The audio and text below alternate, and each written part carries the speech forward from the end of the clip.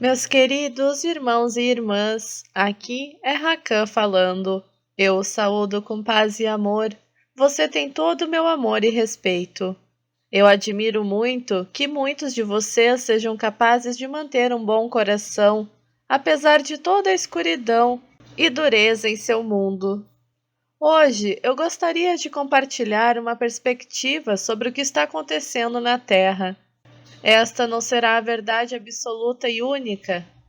A realidade é mais complexa do que vou compartilhar hoje. Vou generalizar e vou omitir coisas.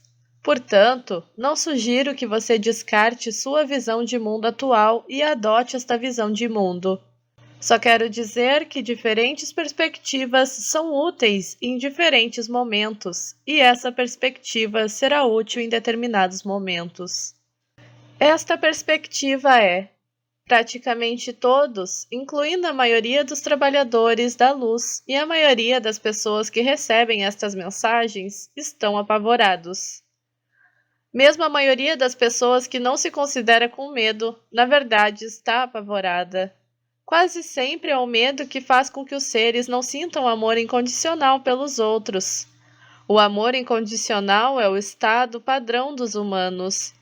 E quando o amor incondicional não existe, geralmente é porque a pessoa está com medo.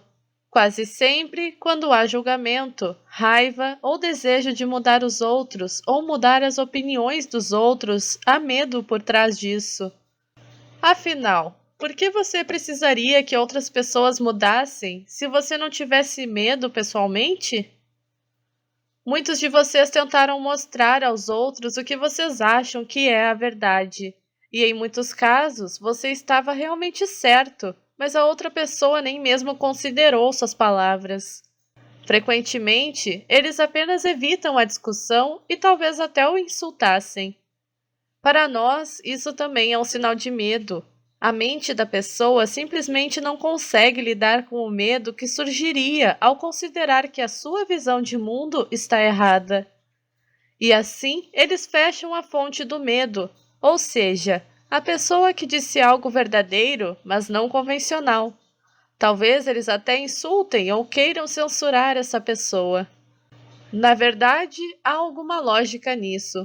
Se as pessoas sentirem muito medo, elas podem literalmente começar a desmoronar psicologicamente. Portanto, as pessoas que não ouvem outras visões de mundo são, de certa forma, um mecanismo de defesa psicológico contra o perigo de que outras pessoas possam destruir sua visão de mundo e causar tanto medo que elas desmoronem psicologicamente. Claro, a razão pela qual esta nova informação não pode ser tratada adequadamente é que as pessoas quase sempre já estavam com muito medo.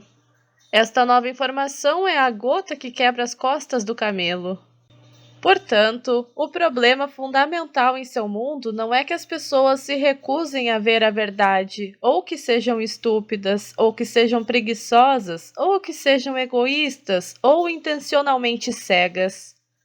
O problema fundamental é que eles já estão com tanto medo que já estão sofrendo efeitos severos desse medo e não conseguem lidar com mais nenhuma informação que cause medo além disso.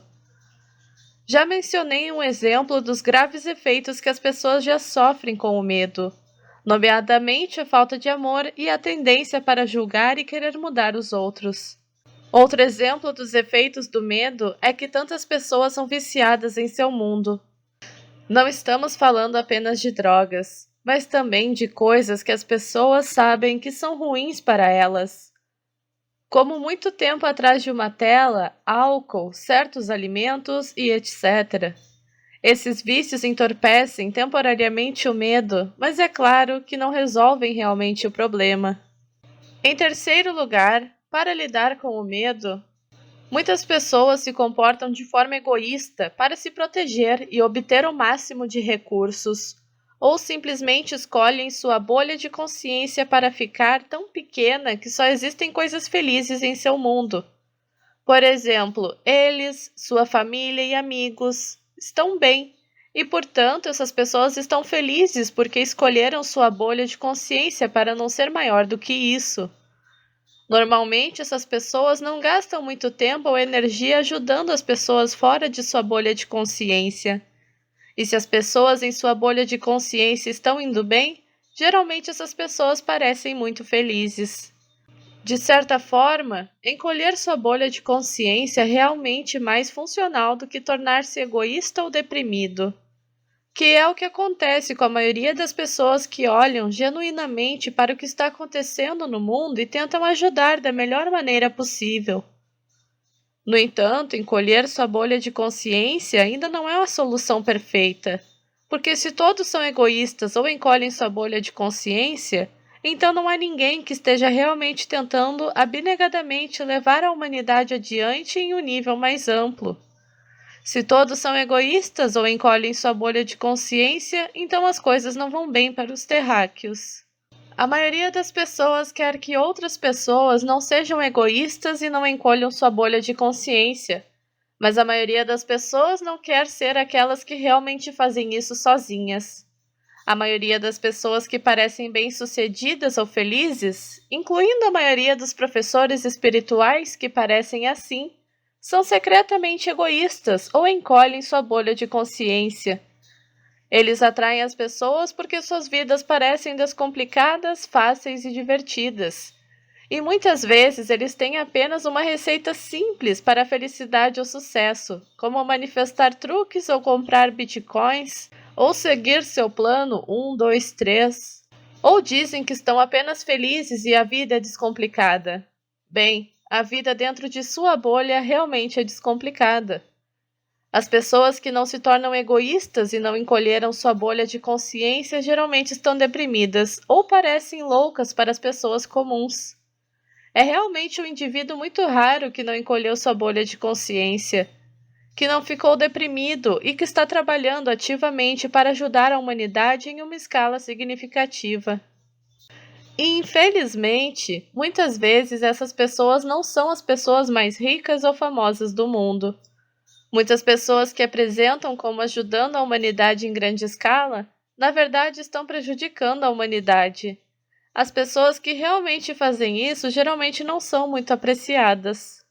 Dito isto, na prática, encolher sua bolha de consciência de forma que você pode realmente funcionar é provavelmente uma boa ideia. Não ajuda ninguém se você tem uma grande bolha de consciência, mas também está deprimido e incapaz de funcionar.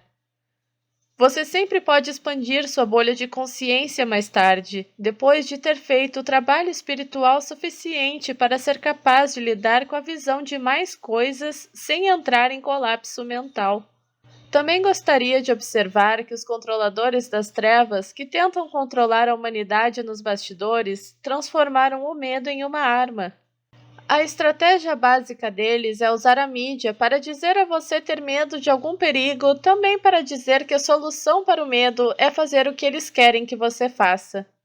Por exemplo, após o 11 de setembro, os controladores das trevas fizeram a mídia dizer às pessoas para terem medo de terroristas muçulmanos e dizer aos americanos que a solução para esse medo era implementar o chamado Ação Patriota e invadir o Iraque. Como a medida disse ao povo que invadir o Iraque resolveria seu medo, muitas pessoas concordaram com isso. Além disso, havia algum conforto em ser uma das pessoas do rebanho, todas com a mesma opinião. Isso parecia seguro. Mas é claro que invadir fundamentalmente o Iraque não resolveu o medo que os americanos tinham. Essa estratégia básica foi repetida muitas e muitas vezes. A grande mídia diz para você ter medo de alguma coisa e depois diz que você pode resolver seu medo apoiando o que os controladores das trevas querem que você apoie. Esta é uma das razões pelas quais recomendamos não assistir à grande mídia. Aproveito também para dizer que discordo muito da tática dos chapéus cinzas, que às vezes são chamados de chapéus brancos, que são políticos, pessoas de cargo alto, do exército e etc., que é basicamente aterrorizar a população para que ela acorde. Para nós, isso é como tentar resolver um incêndio jogando gasolina nele. Você não resolve uma epidemia de medo deixando as pessoas com mais medo. Como você resolve uma epidemia de medo? Bem, como você trataria uma criança que tem uma crença equivocada, mas também está apavorada e chorando? Esse é um bom ponto de partida. Se você tratar as outras pessoas assim como a si mesmo, como trataria uma criança apavorada, então você será de fato a pessoa que estava procurando. O caminho de observação que compartilhei anteriormente pode ajudar. Além disso, se você observar uma emoção ou pensamento, pode se perguntar se há alguma emoção escondida por trás deles. Muitas vezes, o medo se esconde atrás de outras emoções, como raiva, aborrecimento ou julgamento sobre outra pessoa. Portanto, há uma coisa que ainda não compartilhei durante esta mensagem, que é: do que as pessoas realmente têm medo? Bem, pessoas diferentes têm medos de coisas diferentes. Alguns medos são bem conhecidos em seu mundo, como o medo de ser abandonado ou o medo de não ser bom o suficiente.